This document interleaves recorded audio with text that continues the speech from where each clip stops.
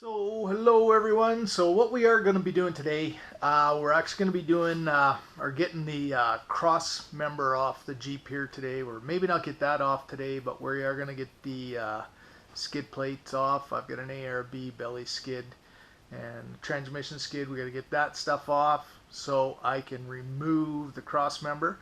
So we'll probably just get the like I said, the skid plates off today. Just I don't have enough time to do everything today. But we'll get that started.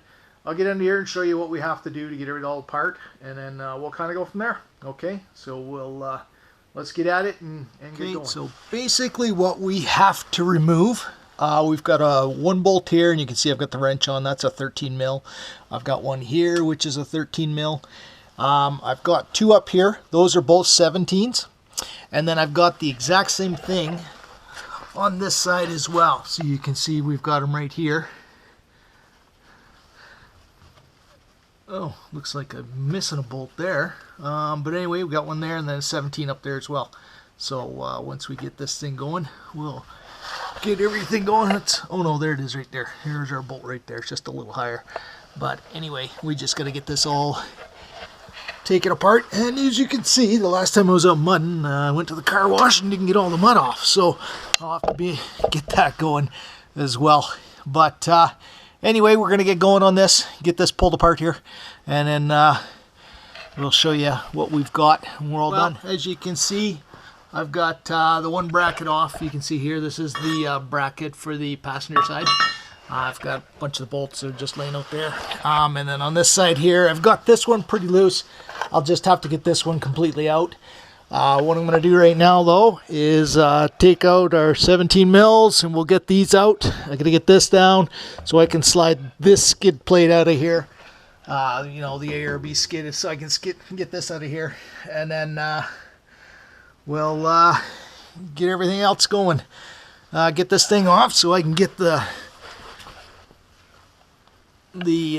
cross member. That's this beast right here that totally got squashed in here and on the other side as well, and you can see here on the bottom as well, right in here, it just got flattened in there. I think I popped a couple of the welds in there too. But anyway, we'll get this all going and get it removed and then get ready for the new cross member.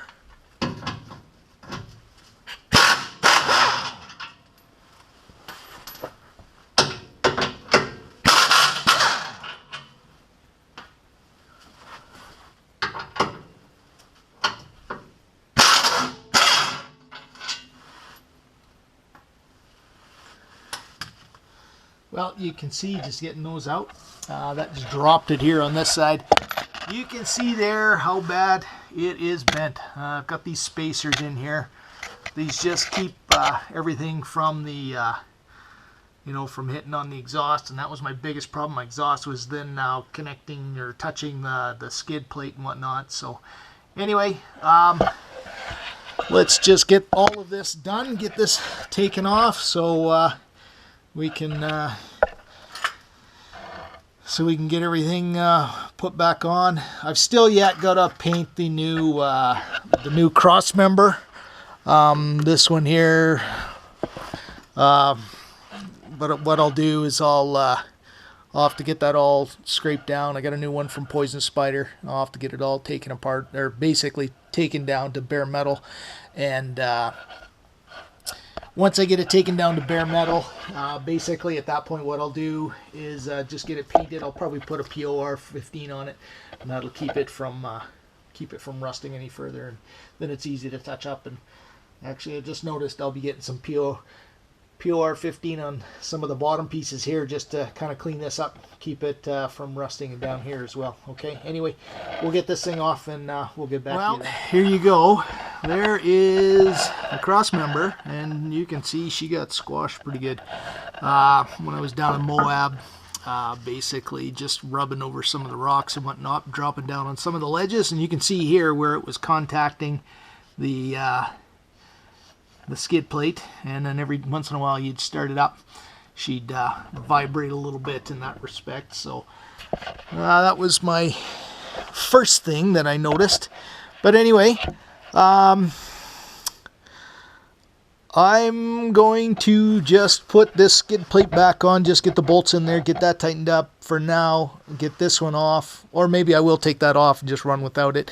This, you cannot remove your cross member unless you've got everything here supported, because basically that cross member holds everything in place.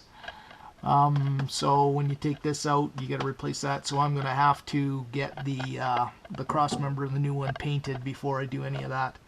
But yeah, I'll get this off here, and then we'll have to get at that other piece there and get it all painted up. So anyway, we'll talk to you here in a bit. So the bolts, I've got to tell you, the bolt set do come with the ARB skid. These are 17 mil, a little bit smaller than the factory bolts here. These are an 18 mil. Little problem I've got with this one over here is that the capture nut in the back here did let go, and I've got to put a wrench, basically a wrench in here to try and stop it from spinning, so that I can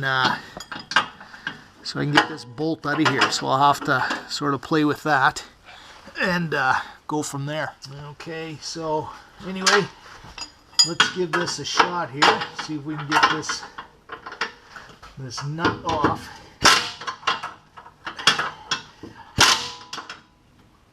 It just wants to spin in there.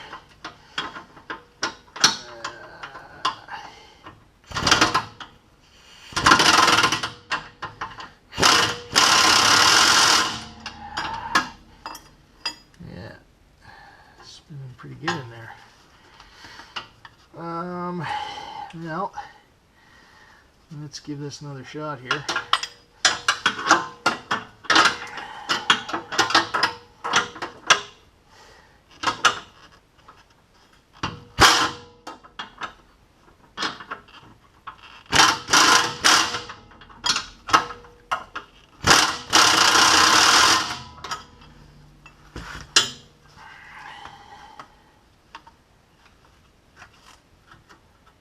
Well, as you can see here, I'm having a bit of a problem. I knew I probably would. I just have to get this wrench on the end of that nut there, and can't really seem to figure out if it's fitting here or not.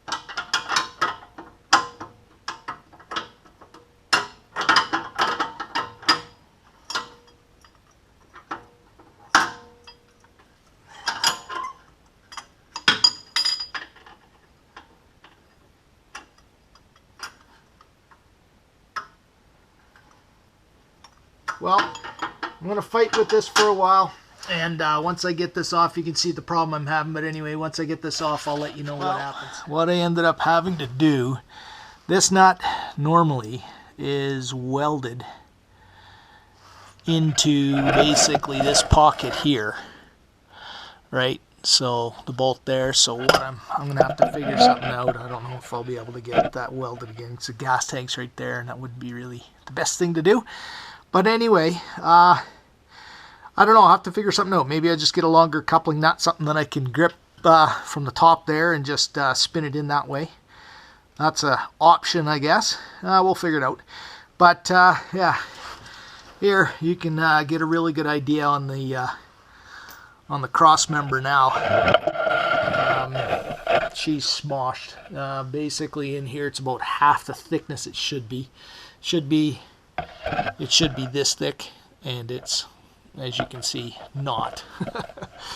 So anyway, so yeah, so once we get the new cross member all painted up and ready to put in, I'll get back to you with that, and then we'll just finish off this video that way. Okay, we'll talk to you very soon. Hey guys, well, as you can see here, we have we're all ready to get this thing stripped down. I got my grinder out with the flap wheel on it, things of that sort. But this is the new Poison Spyder Crossmember that I'm going to be putting in, and as you can see, oops, she's pretty beefy. It's pretty good.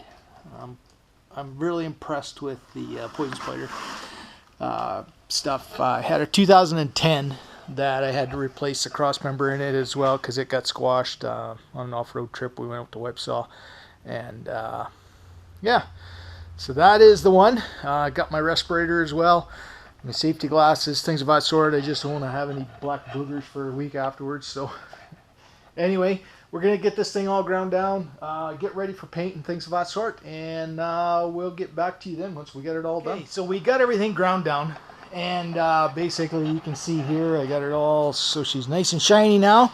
I'm gonna spray it down, wipe it down with some alcohol, and then you know, from that basically we'll just get this thing looking, or get it all prepped up so we can get some paint on it. I'm just gonna put some POR 15 on it.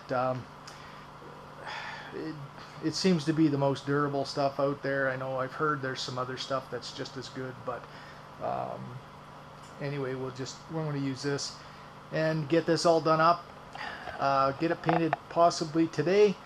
Yeah, I'll probably get the first coat on today, and then I got a lot of other stuff I got to get done today and whatnot, so I don't know if I'll be able to finish it up maybe till next week sometime, but we'll keep filming as we go. Once we're ready to put this thing in, we'll get that film up going too as well. Anyway, I'll get back to you here in a bit. So here's the new crossmember I have. It's Poison Spyder. I got POR 15 on it. As you can see, it comes out nice glossy finish, things of that sort. So just enough, basically a good coating on it just to keep it so it doesn't get all rusted up and things of that sort within the first 6 months. Just because of our Canadian winters and whatnot, all the salt and crap they use on the roads. So let's get this thing on here. Okay, so here we have the crossmember. You can see she's mashed up pretty good.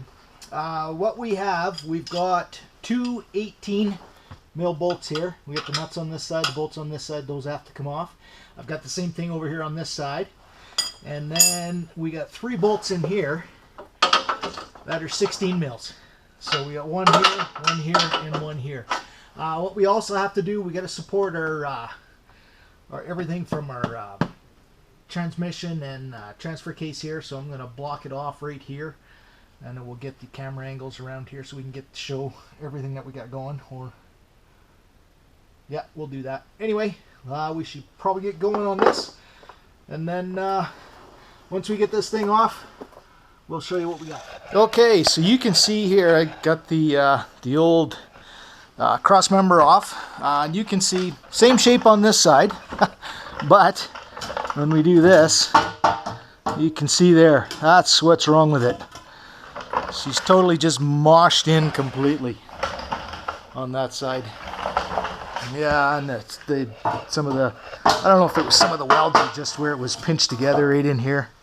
She came apart in here as well. And that's where, with this Poison Spyder, it's a C channel, right? But each piece goes completely in, touching the bottom here, and then it's welded at the top, you know, on each end, where this is just not even, you know, you get 2 pieces of metal that don't contact at the bottom here. So two C channels essentially put together, but then they're just tack welded basically out on that end, and that's what makes them so much more inferior. But anyway, let's get that thing in. Okay, so we're getting everything all tightened up here. Basically, I'm just on the last couple of bolts here. Forgot to tell you about the 2 18s right here. This is for the gas tank skid. But anyway, let's get these ones here done, and then we'll have this thing installed.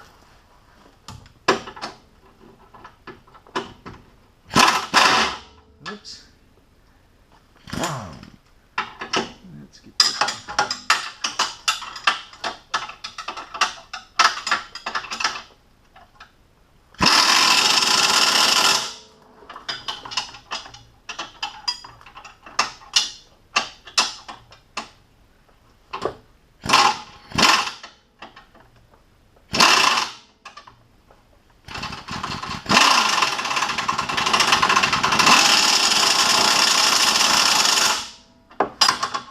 Okay, and then we hit this one.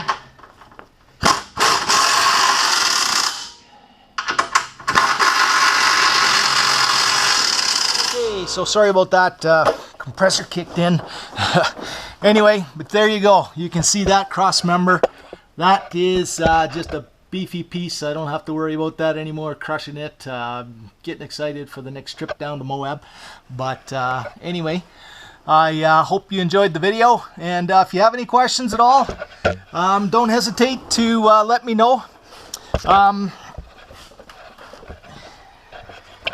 It is, I guess it is a, you know, fairly easy piece to put in.